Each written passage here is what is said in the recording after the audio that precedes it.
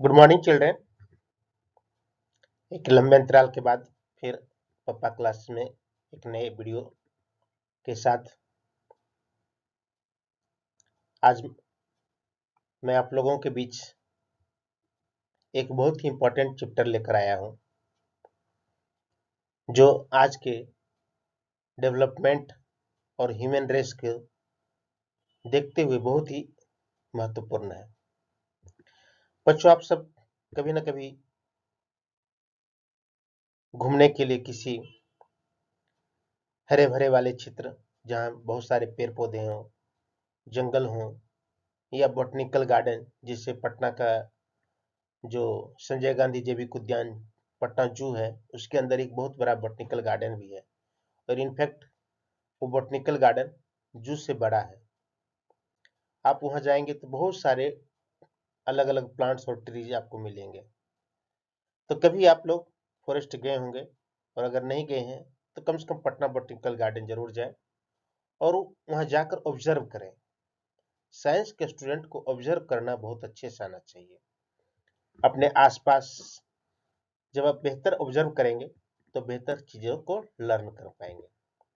तो बच्चों, आज हम सीखने जा रहे हैं फॉरेस्ट, जो कि हमारे लिए लाइफलाइन है, आवर लाइफलाइन।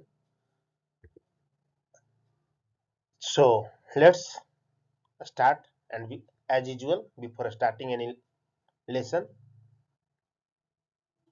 माँ सरस्वती की हम प्रार्थना करेंगे।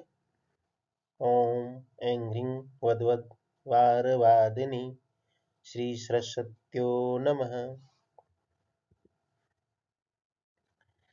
बच्चों, मैं हर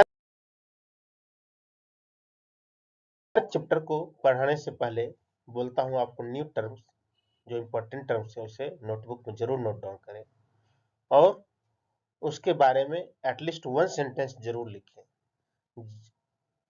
जो ही आपका वो सब्जेक्ट खत्म होगा, आपकी कॉपी थोड़ी मोटी हो जाएगी और आपके पास एक अच्छी खासी डिक्शनरी तैयार हो जाएगी, जो जिस डिक्शनरी को आपको याद करने की जरूरत नहीं रहेगी। चिल्ड्रन, आजकल हम लोग हमेशा सुनते हैं डेवलपमेंट बहुत जरूरी है, हमारे गांव में डेवलपमेंट नहीं है, हम विकसित राज्य बन जाए, हमारा जो विकासशील भारत है, डेवलपिंग नेशन है, वो विकसित भारत बन जाए, डेवलप्ड नेशन बन जाए। बड़े बड़े पॉलिटिकल नेता भी विकास की बातें करते हैं। आखिर ये विकास है क्या, और ये विकास जरूरी भी है, लेकिन क्या विकास के लिए हमें अपने जंगलों की कुर्बानी देनी जरूरी है? Let's discuss about this. Development demand some sacrifice. कुछ अच्छा पाने के लिए कुछ हमें खोना ही पड़ता है। Industrialization gives jobs but cause deforestation. मान लो अभी आप पढ़ाई कर रहे हैं, क्लास 7th में है, कल के आप कॉलेज में जाएंगे, कॉलेज से पढ़ने के बाद चाहेंगे कि आपको कोई एक ढंग की नौकरी मिले, कोई ढंग का जॉब मिले, आपको एक अच्छा रोजगार चाहिए। अब रोजगार कैसे आएगा? जाहिर है इंडस्ट्री आएगा, तब रोजगार ज्यादा बढ़ेगा। तो इंडस्ट्री जो रोजगार तो देती है, it gives jobs, but industry लगाने के लिए, फैक्ट्री लगाने के लिए हमें जमीन चाहिए। और जमीन कहाँ आएगा? जहाँ घर बना हुआ वहाँ इंडस्ट्री लग सकता है? नहीं लगेगा। घर से दूर, शहर से दूर, एकांत में जहाँ जंगल है, उसको पेड़ को काट कर हम इंडस्ट्री लगाते हैं। तो इंडस्ट्रियलाइजेशन और फॉरेस्ट दोनों एक दूसरे का अपोजिट है। That's why industrial causes deforestation. अभी हाल में 1-2 साल पहले आप लोगों ने टीवी पर अगर गौर किया होगा, तो बहुत बड़ा प्रोटेस्ट हुआ था मुंबई में। मेट्रो कार शेड प्रोजेक्ट जो आरे जगह है, वहां पर मेट्रो कार पार्किंग का निर्माण हो रहा था, और उसमें बहुत सारे लाखों में पेड़ काटे गए। लोग उस पेड़ में चिपको आंदोलन की तरह चिपक कर प्रोटेस्ट कर रहे थे। The forest serve as green lungs and water purifying system in a nature. देखिए, बहुत इंटरेस्टिंग टर्म है ग्रीन लंग। लंग्स क्या है? हमारे बॉडी में जो लंग्स होता है, अगर वो खराब हो जाए तो हमारा सांस लेना बंद हो जाएगा, हम घुट घुट के मर जाएंगे ऑक्सीजन की कमी से। और वाटर प्यूरिफाइंग सिस्टम, आजकल हर घर में वाटर प्यूरिफाइंग सिस्टम है, क्योंकि बहुत सारे वाटर और डिजीज से बचने के लिए हम पानी को प्यूरिफाई करके पीते हैं। तो ये जो फॉरेस्ट है, ये दोनों का काम करता है। ग्रीन लंग्स, चूंकि ट्रीज ग्रीन होते हैं इसलिए ग्रीन, नहीं लंग्स और वाटर प्यूरिफायर दोनों का काम करता है। कैसे करता है भाई, देखेंगे आगे। Children were surprise because they could not see any land. The different tree tops had found green cover over the land. However, the cover was not uniformly green. बच्चे एक्सकर्शन ट्रिप में जंगल गए थे अपने टीचर के साथ। हर school में excursion trip कराया जाता है, एजुकेशनल टूर जिसे कहते हैं, साल में एक बार कराया जाता है बच्चों को। आप लोग भी गए होंगे, कभी पार्क गए होंगे, कभी जैसे पटना में क्या नाम है वो पेड़ वाला जो है, तरुमित्रा, बहुत सारे वहाँ हरियाली हरे भरे पेड़ हैं। जैसा और मैंने बताया पटना बोटनिकल गार्डन, इन सब जगहों पर जाएंगे आपको बहुत सारे पेड़ मिलेंगे, लेकिन वो जंगल नहीं है। जंगल जैसे आप हिमालय में जाएंगे, हिमाचल जाएंगे या नीलगिरी ऊटी जैसी जगह पर जाइएगा, नीलगिरी की पहाड़ी या हिमालय की पहाड़ी में ढेर सारे जंगल हैं, जहाँ सिर्फ चारों ओर, जैसे बच्चे जंगल गए थे तो उन्हें मिट्टी तो दिख ही नहीं रही है, चारों ओर पेड़ ही पेड़, आश्चर्य लगा उन्हें। और एक और गौर करने वाली थी कि वो प्लेन नहीं था, जो रूफ टॉप था प्लांट्स का वो ऊपर नीचे लेडर टाइप का था। मतलब पहाड़ कहीं प्लेन है फिर उसके ऊपर भी है, तो जहां पेड़ है ऊपर वाला पेड़ फिर उसके ऊपर हो जाएगा, तो वहां प्लेन रूफ टॉप नहीं होगा। Clear. Environment was peaceful and A cool bridge was blowing. जब जंगल था वहां कोई गर्मी नहीं रहेगी। आप पटना में ही देखिए, बेली रोड से जब गुजरिएगा तो आपको इनकम टैक्स चौराहा हाईकोर्ट के पास गर्मी महसूस होगी, राजा बाजार में गर्मी महसूस होगी, लेकिन पटना जू के पास उसी बेली रोड पर रहते हुए आप टेम्परेचर डिफरेंस फील कर सकते हैं। पटना जू के पीछे से अगर आ रहे हैं एयरपोर्ट वाले रास्ते से, और आपको बेहतर फील होगा। मतलब जहाँ हरियाली रहती है वहाँ टेम्परेचर थोड़ी प्लीजेंट होती है। आप बनारस में, बनारस शहर के अंदर बहुत भीड़ भाड़ रहेगी, बहुत ट्रैफिक रहेगा, आपको गर्मी महसूस होगी, लेकिन बनारस के ही बीएचयू कैंपस में घुसते ही आपका मन प्रसन्न हो जाता है। क्यों, वहाँ की बहुत सारी ग्रीनरी, हरियाली है, पेड़ पौधे हैं। तो जब पेड़ पौधे होते हैं वहाँ आपका मन पीसफुल होता है, और वहाँ कूल ब्रीज, ठंडी हवा बहती रहती है। This made children quite fresh and happy. जाहिर है ऐसी जगह पर आप क्या करेंगे, फ्रेश फील करेंगे, हैप्पी महसूस करेंगे। While coming down, they got excited on hearing a sudden sound of birds and some noise from the top branches of the trees. Some monkeys had climbed higher up on the trees where they disturbed the birds, and animals often give this type of warning call to alert other animals.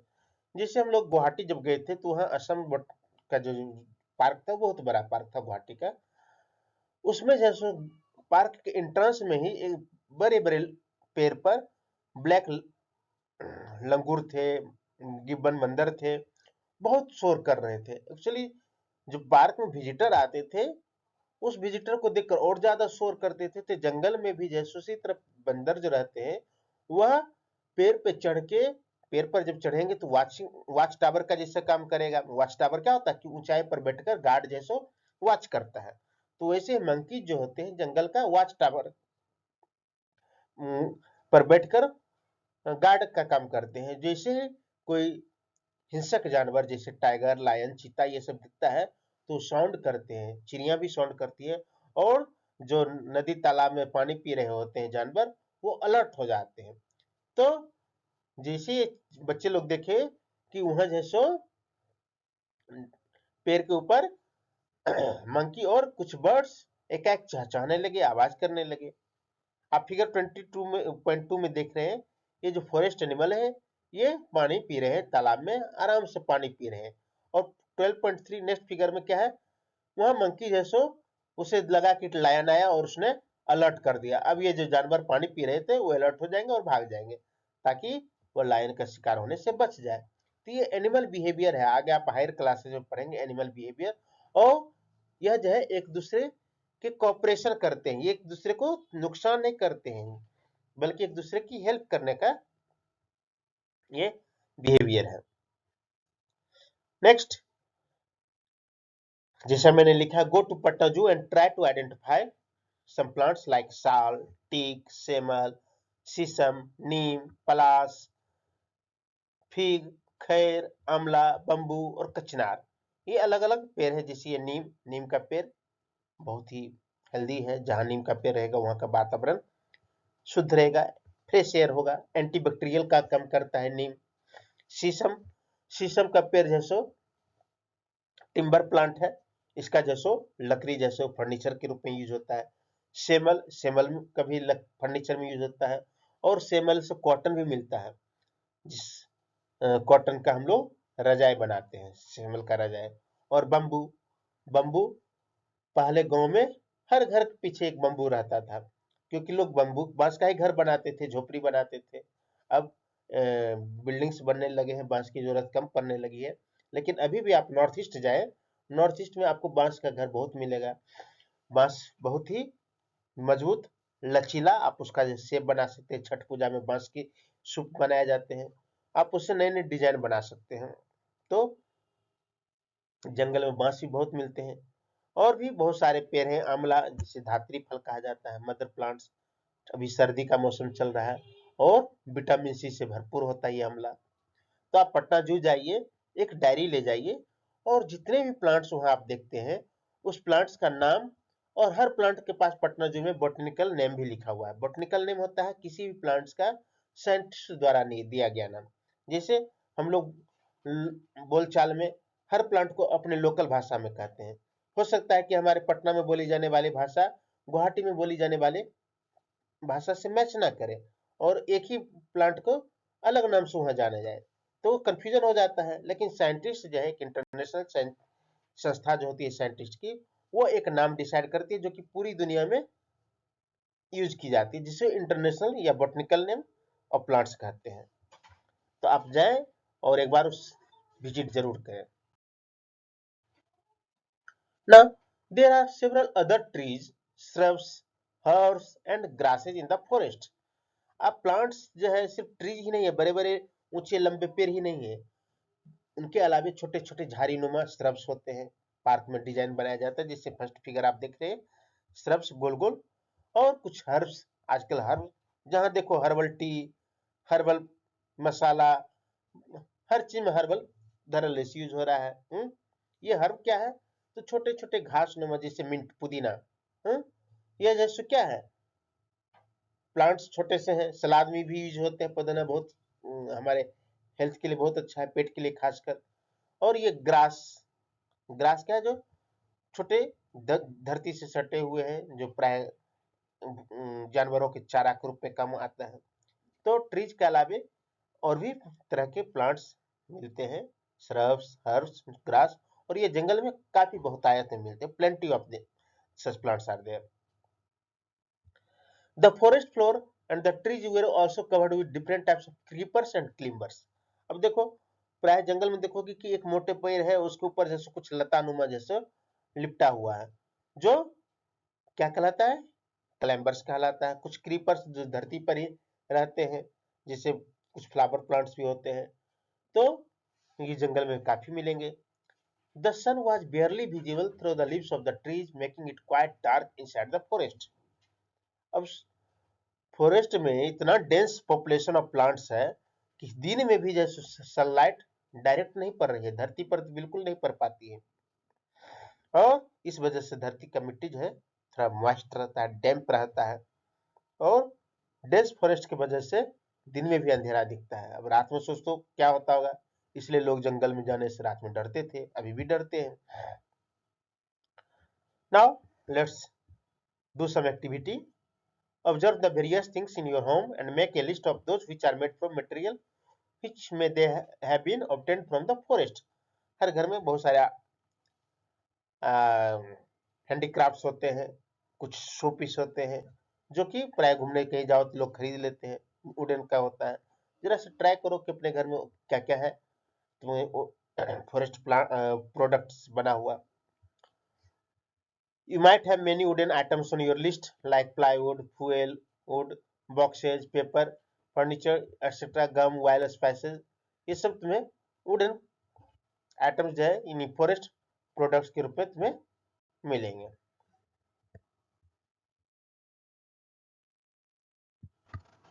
Now let's see some forest product. First figure is honey. ये honey bee से मिलता है हमें, और good source of energy. इसमें glucose भी है, protein भी है, फाइबर्स भी है। सीलिंग वैक्स, घर में जो हम लोग वाल पुट्टी करते हैं, दीवार को कुछ गैप हो जाता है उसको भरने के लिए वैक्स। वुडन स्टेच्यू जैसा बतलाया कि हैंडीक्राफ्ट में बहुत सारे मिलते हैं। गम चिपकाने के लिए जो गम यूज होता है वो भी बहुत सारे प्लांट से मिलते हैं। कटेचू, ये कटेचू बहुत सारे मेडिसिन वगैरह में यूज होते हैं। ऐसे बहुत सारे तुमको फॉरेस्ट प्लांट्स हैं जिससे कुछ प्रोडक्ट मिलते हैं। जैसे गम किससे मिलता है? बबूल से। टिम्बर किससे मिलता है? शीशम से। मेडिसिनल प्लांट्स जैसा बतलाया नीम। वाइल सैंडलवुड, सैंडलवुड का साबुन भी बहुत फेमस है। मैसूर सैंडल। तो आपको बहुत सारे चीज फॉरेस्ट प्रोडक्ट के रूप में नजर आएंगे।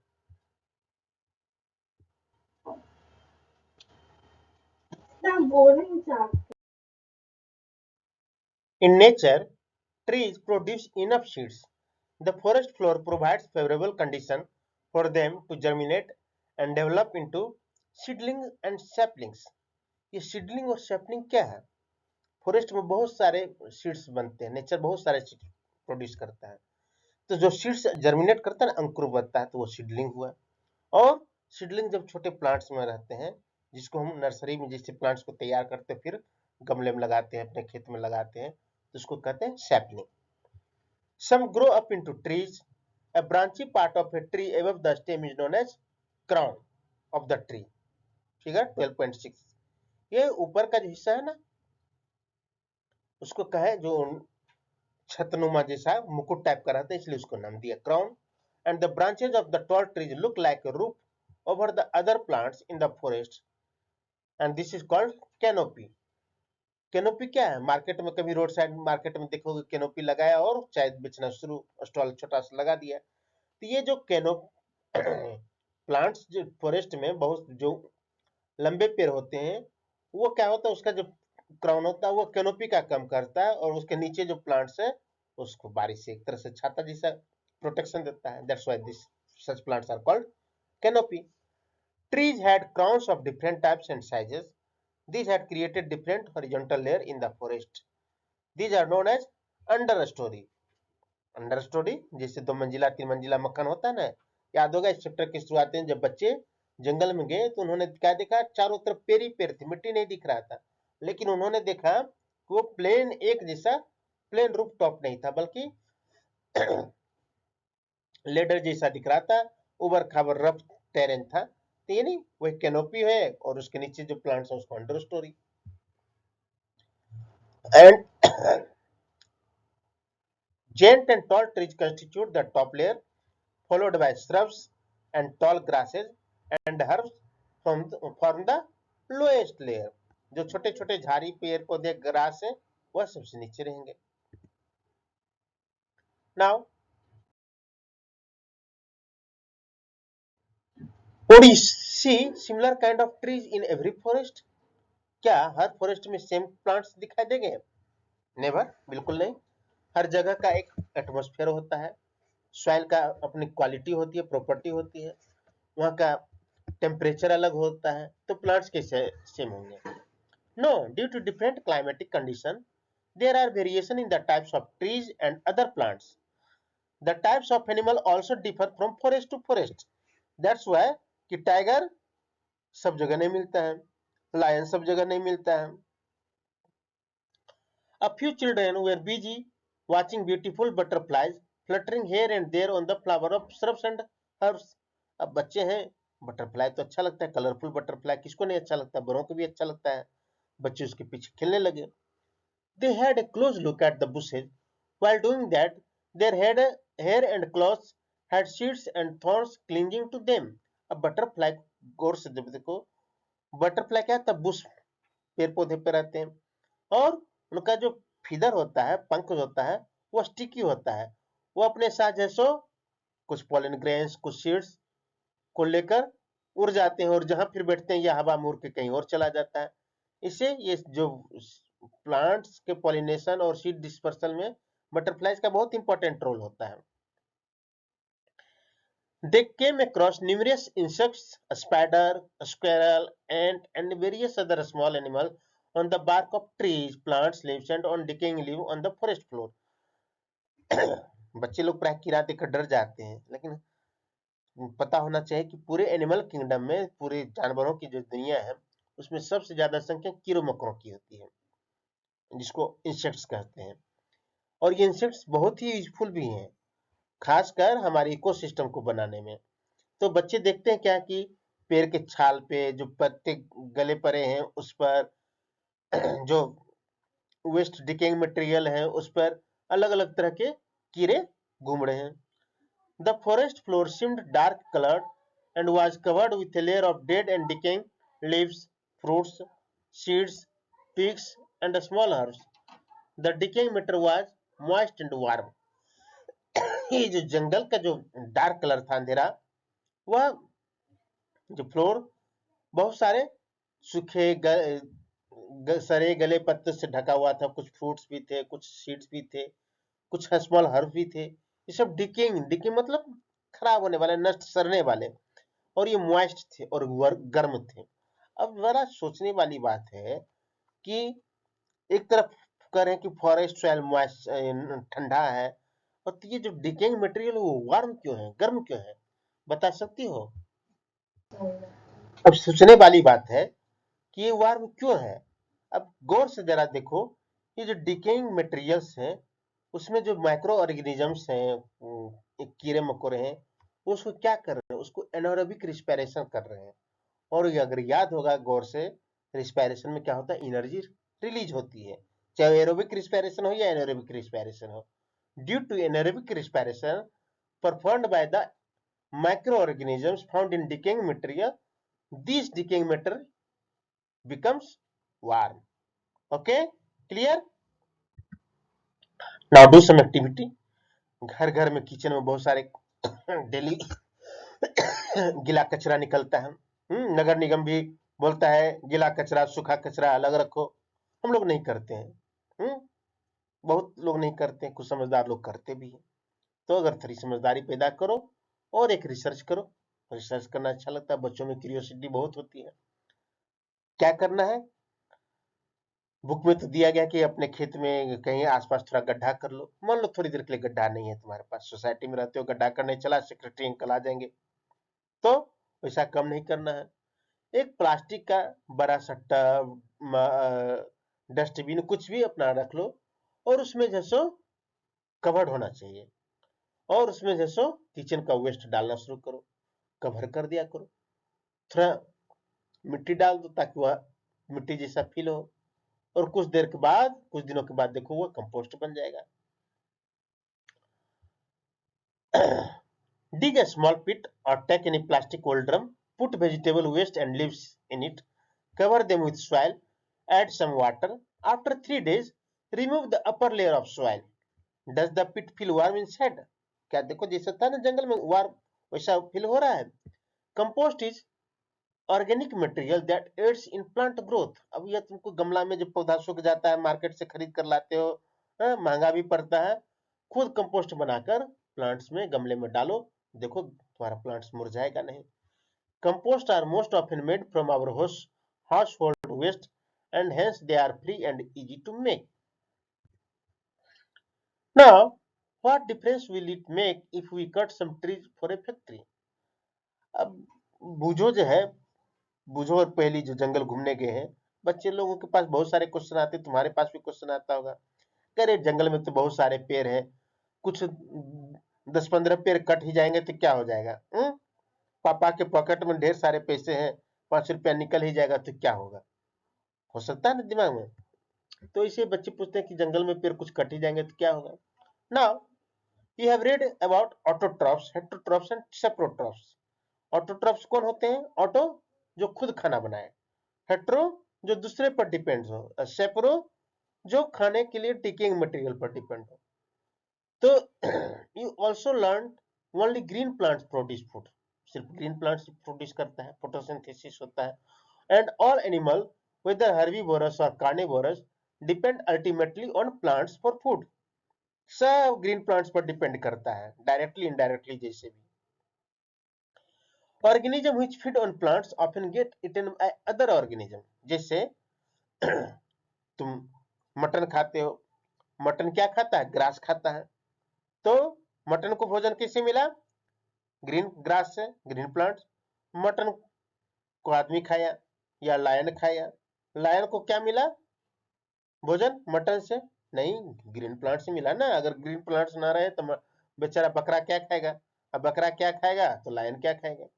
तो ग्रास इंसेक्ट, ग्रास को इंसेक्ट खाती है, इंसेक्ट को फ्रॉग खाता है, फ्रॉग को स्नेक खाता है, स्नेक को ईगल खाता है। तो एक लंबा सा चेन बनता चला जाता है, जिसको आगे पढ़ोगे फूड चेन कहते हैं। Many food chain can be found in the forest and all food chains are linked. If any one food chain is disturb it affects other food. अब मान लो कि इसमें से फ्रॉग खत्म कर दें, क्या होगा? स्नेक की संख्या घट जाएगी। स्नेक खत्म हो गया, फ्रॉग की संख्या बढ़ जाएगा। तो फूड चेन का बैलेंस होना बहुत जरूरी है, और अगर प्लांट्स ही नहीं रहेगा तो फूड चेन डिस्टर्ब हो जाएगा। सी फोटोसिंथेसिस कैसे होता है? सोलर लाइट, कार्बन डाइऑक्साइड और ग्रीन प्लांट्स हमें ऑक्सीजन फिर एटमॉस्फेयर में रिलीज कर देते हैं। सॉइल में न्यूट्रिएंट्स है और ये डिकम्पोजर है। सॉइल और वाटर प्लांट्स लेते हैं। This figure shows interrelationship of plant, soil and decomposer in a forest.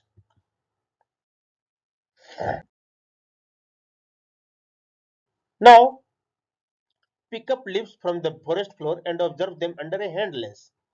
अब जब भी बोटनिकल गार्डन जाओ तो एक डायरी, पेन, एक हैंड ग्लेंस, क्या कहते हैं उसको, मैग्नीफाइंग ग्लास लेकर जाओ। जंगल में भी जाओ, ये सब छोटे से इंस्ट्रूमेंट हैं, ज्यादा महंगे भी नहीं है, हर कोई कैरी कर सकता है। तो pick up leaves from the forest and observe them under a hand lens. Children found teeny mushrooms over the decaying leaves. They also saw an army of teeny insects, millipedes, ants and beetles on them. They were wondering how these organisms live.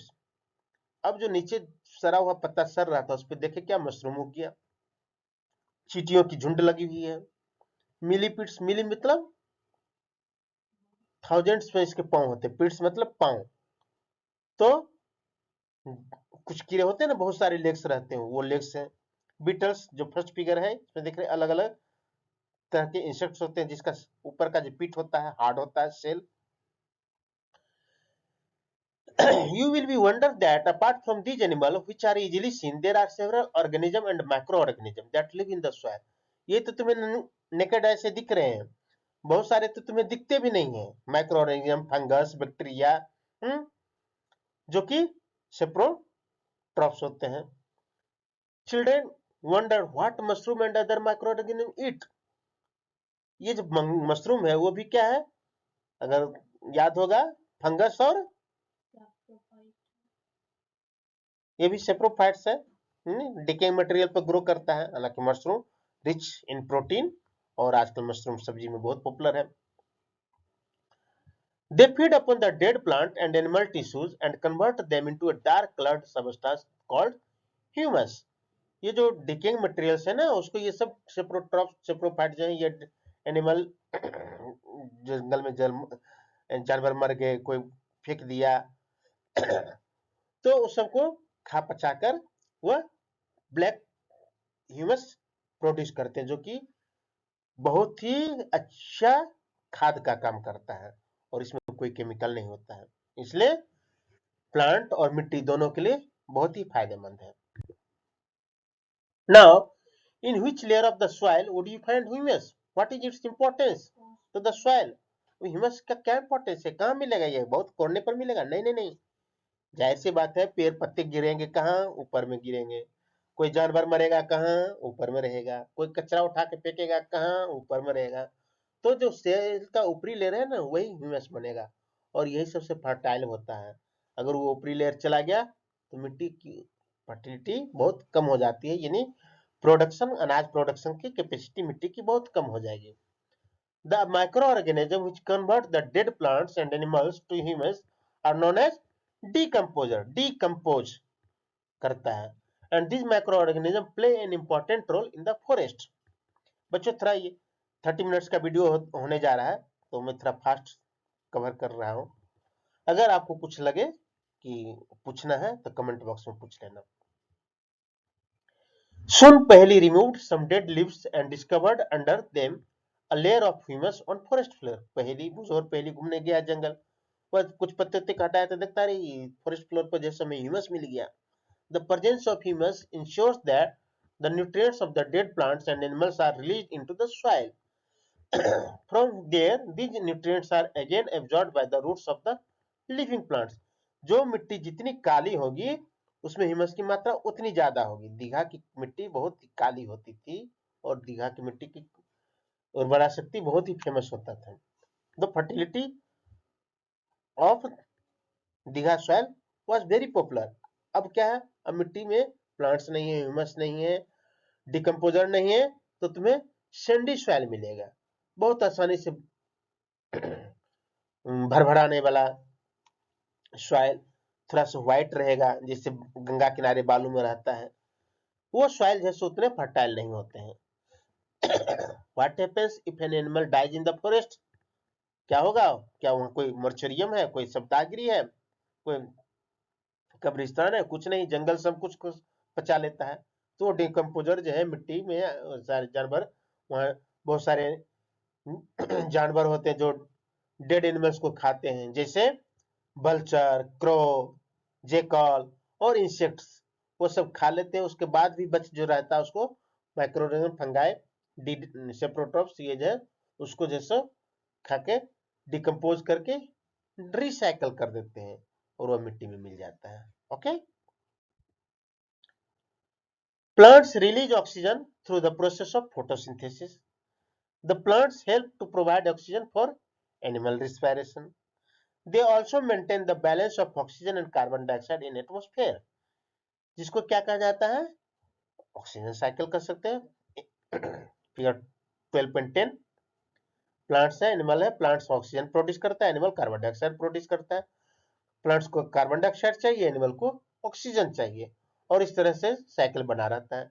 Similarly water cycle, water का evaporation होता है, cloud बनता है, cloud का condensation होता है, rain water बनता है, प्लांट्स उसको एब्जॉर्ब करता है, और एक्स्ट्रा जो रेन वाटर होता है फिर तालाब में जाता है, समुद्र में जाता है, फिर वह इवेपोरेशन होकर एयर एटमॉस्फेयर में चला जाता है।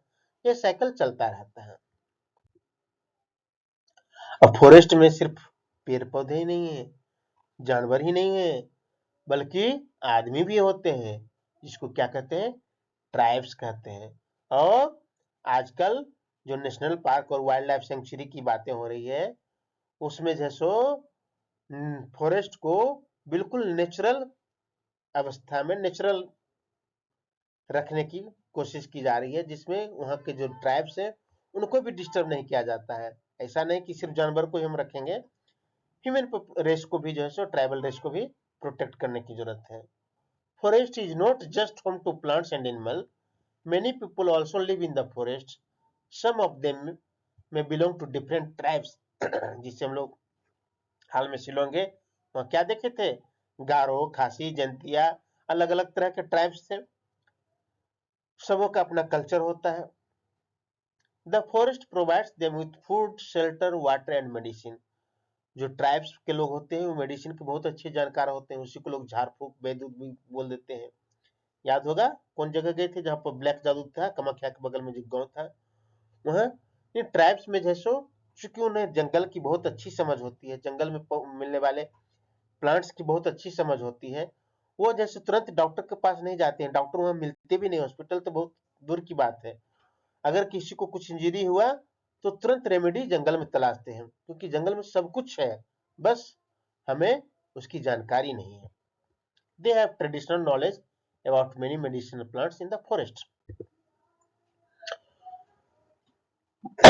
While Bujo was drinking water from a small stream, he saw some deer crossing the stream. बुझो जैसो झरना जो पानी बह रहा था ना, जंगल में जो झरना होता था वह बहुत फ्रेश ताजा पानी होता है। देखता कि एक डियर जैसे क्रॉस किया। 12.11 दे डिस्पेयर्ड इनटू द बुश, इतना तेजी से छलांग लगाया कि दिखाई भी नहीं दिया, तुरंत गायब हो गया। The dense bushes and the tall grass provide animal with the food and shelter. अब तुम जंगल में जाओ घूमने और सोचो कि मुझे टाइगर दिख जाए, ऐसा नहीं होता है। टाइगर छुप के रहेगा, लायन छुप के रहेगा, रात में निकलता है शिकार करने के लिए। उसी तरह दूसरे जानवर भी, डियर जैसो बहुत ही डरा हुआ रहता है, आदमी को देखते ही भाग जाता है। तो डियर आया, छलांग मारते हुए चला गया। कहाँ छुप गया? तो जंगल में जो डेंस बुशेज हैं, छोटे छोटे घने जो झाड़ी होते हैं, वो उसको छुपाने का काम करता है। कवर, जैसे लुका छुपी खेलते हो तो क्या करते हो, गाड़ी के पीछे छुप गए, किसी के पीछे छुप गए, दीवार के पीछे छुप गए। जंगल में कौन सी गाड़ी, कौन सा दीवार, वहां जैसो बुश जो है, वही झाड़ी, पेड़ पौधे, वही उसका जैसे कवर का काम करता है। तो वो उनको फूड भी देता है, शेल्टर भी देता है और छुपने का भी काम कराता है। They also protect them from carnivorous, जो जंगल में आए पानी पीने, क्या एक लायन देखा, बस जंगल में छुप गया, अंधेरा में खोजते रहो। Children found dropping of some animal and explain the difference between various types of droppings. देखिए कि आसपास बहुत सारे जानवर का पोटी गिरा हुआ है, ड्रॉपिंग्स मतलब वो। अब अलग अलग ड्रॉपिंग्स हैं, जैसे याद होगा पवित्रा लाइफ सेंचुरी में क्या बोल रहा था, ये राइनोस का है, बहुत देर सारा था। और वो एक चिड़िया होगी छोटी सी देगी। इंडिया का, अपने बिहार के थे डॉक्टर सलीम अली, बहुत बड़े ऑर्निथोलॉजिस्ट थे, जो चिड़िया के पोटी को देखकर पहचान लेते थे कौन सी चिड़िया होगी। अब सोचो कि हर एनिमल का जो ड्रॉपिंग्स होता है यूनिक होता है, अलग होता है। उसका क्वांटिटी, उसका कलर, उसका स्मेल, सब कुछ अलग रहता है। और इससे जो साइंटिस्ट लोग होते हैं वो एनिमल की पहचान करते हैं। और सिर्फ साइंटिस्ट नहीं, फॉरेस्ट में जो ऑफिसर होते हैं वन विभाग का, वो भी उससे पहचानते हैं और उससे पता लगाते हैं कि ये जानवर किधर गया होगा। The forest officer also recognized the presence of some animal in the forest by their droppings and footprints. Suddenly, children saw a large decaying heap of animal dropping. Several beetles and grubs were feeding on the heap, and a bunch of seedling was sprouting. These seedlings are of the herbs and shrubs. जैसे मैंने बताया कि rhinos का dropping बहुत बड़ा होता है, तो बच्चे देखा करीब बड़ी ढेर सारा बड़ा सा लार्ज ड्रॉपिंग है, जिसमें बहुत सारे, कभी गाय के गोबर को बहुत पुराना हो जाएगा तो उसमें कभी देखना ढेर सारे बीटल्स जैसे उसमें बन बनाते रहेंगे। तो उसी तरह बहुत सारे कीड़े मकोड़े उसमें घूम रहे थे। पेड़ भी एक छोटा सा निकल गया था, बहुत सारे चींटियां वगैरह भी घूम रहे थे। तो बच्चे देखे, अरे भाई एनिमल ड्रॉपिंग्स में इतने तरह के, तो ये जैसा मतलब है कि ये ह्यूमस बन जाता है, रिसाइकलिंग हो जाता है, यहाँ कुछ ना कुछ ऑर्गेनिजम्स ग्रो करने लगते हैं। The animal also disperse the seeds of certain plants and help the forest to grow and regenerate. The decaying animal dung also provide nutrients to the seedling to grow.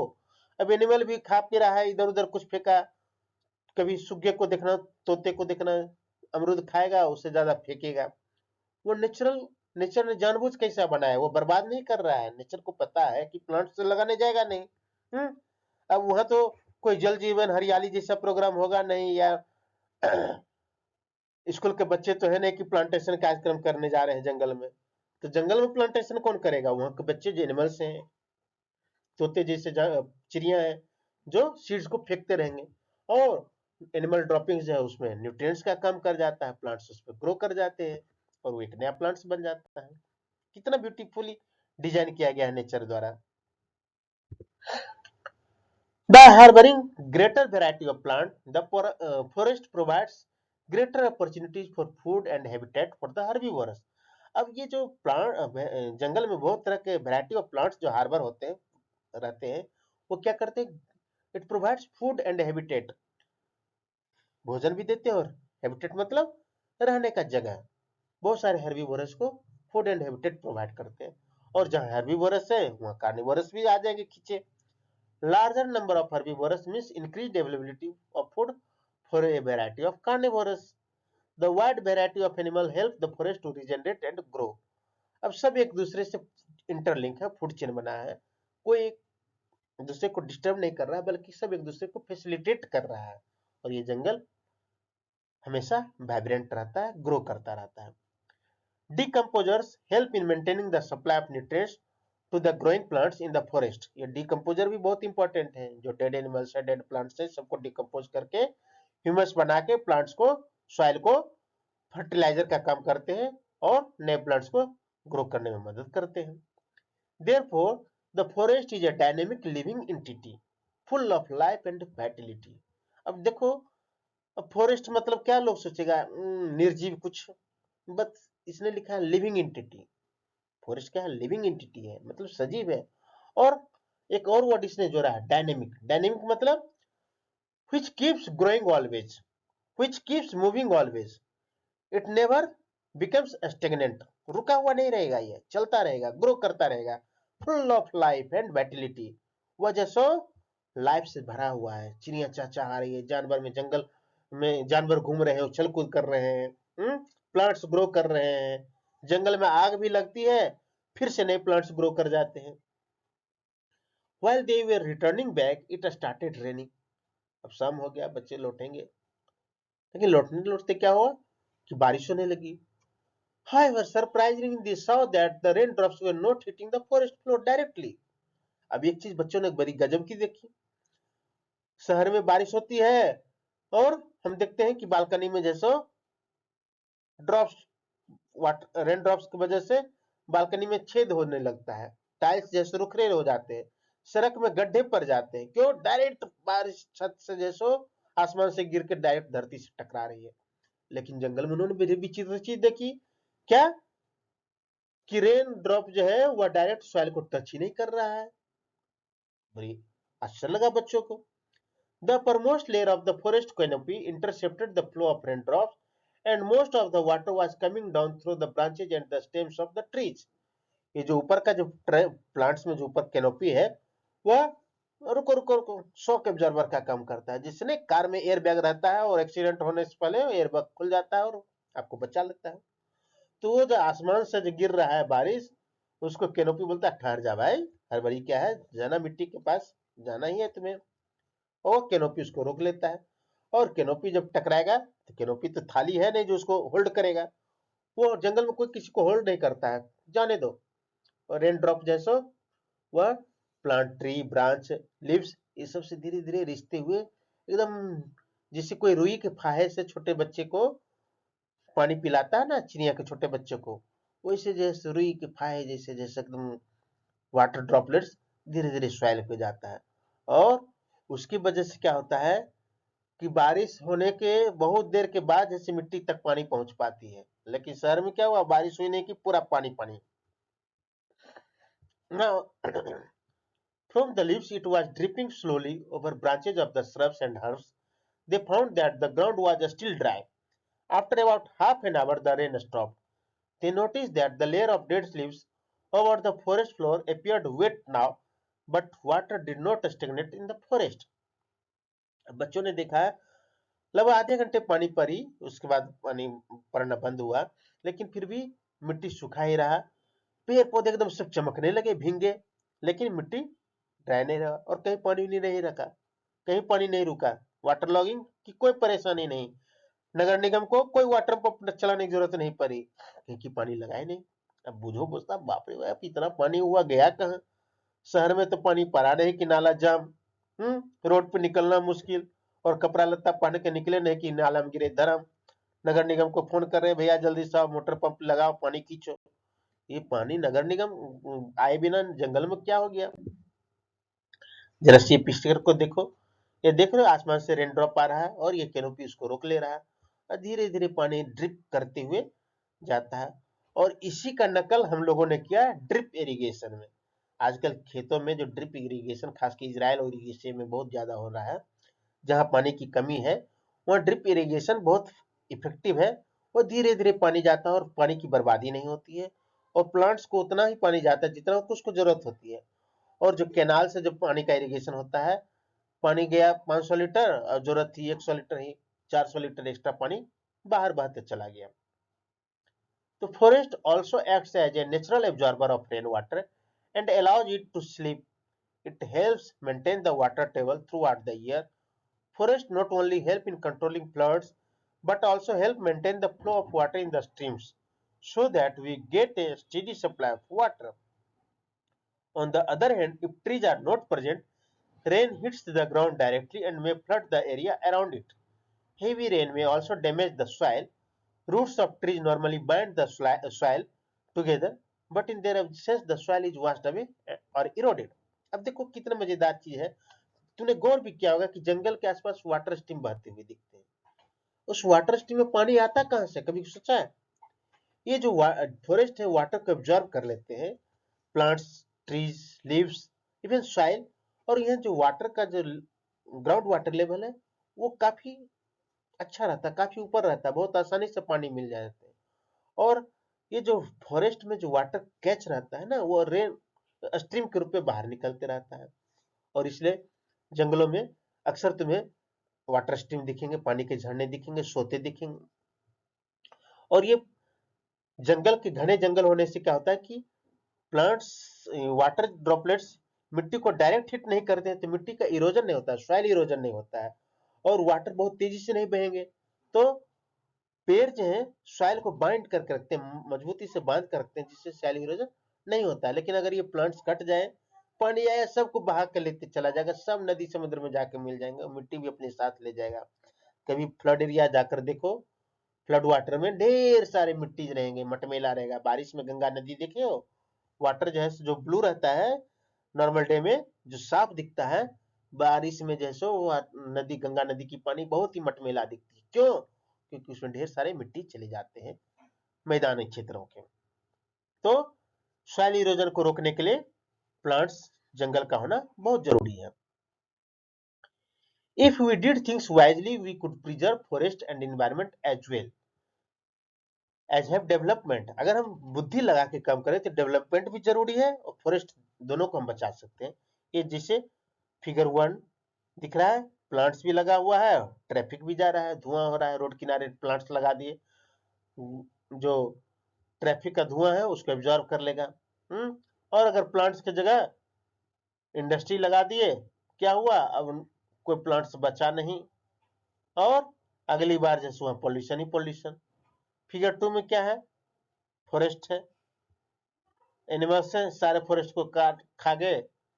अब जैसे कुछ बचा नहीं, बारिश आया सब पानी घर बहा के ले गया।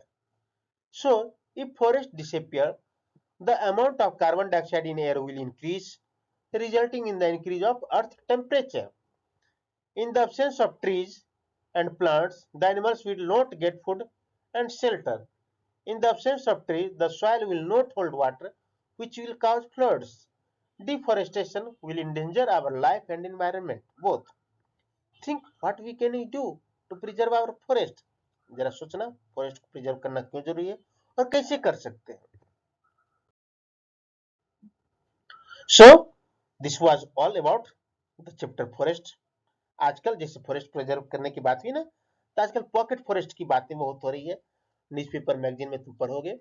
ये पॉकेट फॉरेस्ट क्या है ना, कि शहर के बीच में एक छोटे सी जगह पर जहाँ ओपन एरिया है, आप गए वहां ढेर सारे प्लांट्स लगा दिए।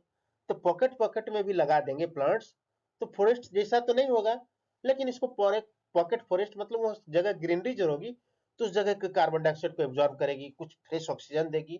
तो आप इस तरह से भी अपने शहर को बचा सकते हैं। कुछ ऐसे आइडियाज आप भी सोचे, कमेंट बॉक्स में बताएं। सो लेट्स रिवाइज।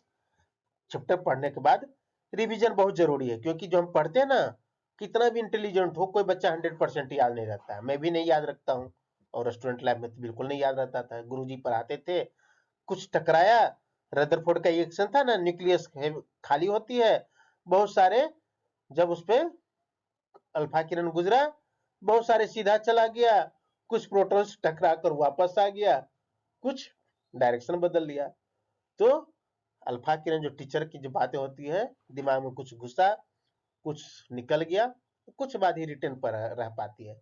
रिटर्न कौन रहेगी? जो तुम रिवाइज करोगे। तो याद करना, हर चैप्टर को फिनिश करने से पहले रिवीजन जरूर करना। So let's revise. We get various products from the forest surrounding us. Forest से हमें बहुत सारे प्रोडक्ट मिलते हैं। That's why this is the economical importance of forest. Forest सिर्फ जंगल ही नहीं है, हमें बहुत सारी चीजें देती है, टिम्बर देती है, हनी देती है, वैक्स देती है, even rubber tyre plant forest से आते हैं, सैंडलवुड फॉरेस्ट से आते हैं। सैंडलवुड बहुत करोड़ों में मिलता है। कौन सा पुष्पा मूवी देखे थे ना, चंदन की तस्करी, अब सोचो चंदन कितना महंगा था, उसके लिए उतना बड़ा स्मगलर बन गया। Forest is a system comprising various plants, animals and micro organism. Forest जैसे हमारे बॉडी में सिस्टम होता है ना, digestive system, respiratory system, similarly forest is also a system जिसमें प्लांट्स भी है, एनिमल भी है, माइक्रो ऑर्गेनिज्म भी है, और एक चीज छूट गया लगता है, क्या है बताओ? ट्राइब्स। ह्यूमन भी रहते हैं ना फॉरेस्ट में, उन्हें भी प्रोटेक्ट करने की जरूरत है, प्रिजर्व करने की जरूरत है। इन forest trees form the upper most layer and followed by shrubs, छोटे हैं तो श्रब्स, फिर ग्रास, इस तरह से लेयर बना रहता है। The herb form the lowest layer of vegetation. Different layers of vegetation provide food and shelter for animal, birds and insects. Her layer अलग अलग एनिमल फूड का काम करता है। अब जिराफ को जैसे लंबा ट्री का पत्ता खाएगा, ना कि पुदीना का पत्ता खाएगा, लेकिन खरगोश क्या करेगा? पुदीना का पत्ता खाएगा, कैरट खाएगा, क्योंकि वो तो प्लांट पे नहीं चढ़ सकता ना। The various component of the forest are interdependent on one another. Interdependent है, एक दूसरे पर डिपेंड करता है, इंडिपेंडेंट नहीं है। Okay, the forest keeps on growing and changing and can regenerate. Forest हमेशा ग्रो करते रहता है, चेंज करते रहता है और रीजनरेट कर सकता है। जिससे जंगल में आग लगी तो खत्म नहीं हो गया कहानी, फिर से रीजनरेट कर जाता है। Every finishing line starts a new line. In the forest there is interaction between soil, water, air and living organism. कोई चुपचाप मुंह फुला के नहीं रहता है अकेले अकेले। नो लाइफ एग्जिस्ट अकेले अकेले। Their dependency is essential, interdependency. Forest protect the soil from erosion, soil erosion रोकता है। Soil helps forest to grow and regenerate. Soil नहीं रहेगा तो फॉरेस्ट कहाँ रहेगा? Forest are the lifeline for the forest dwelling communities, tribes जिसको कहते हैं। And forest influence climate, water cycle and air quality. जैसा फॉरेस्ट रहेगा वैसे वहाँ का एयर साइकिल रहेगा। जहाँ ज्यादा हरियाली है वहाँ water level, ground water level भी हाई रहेगा। डिजर्ट में जाके खोज लो पानी, मिलेगा नहीं।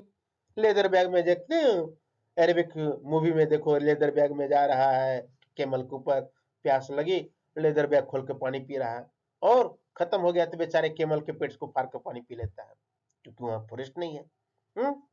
और फॉरेस्ट रहेगा, बहुत सारे प्लांट्स हैं, उसके पत्ते को निचोड़ दो, उससे पानी मिल जाएगा, पी सकते हो। बहुत सारे प्लांट्स हैं जिसके बार्क को छील दो, स्टेम में थोड़ा से छेद कर दो, पानी निकल जाएगा, इतना पानी है वहां।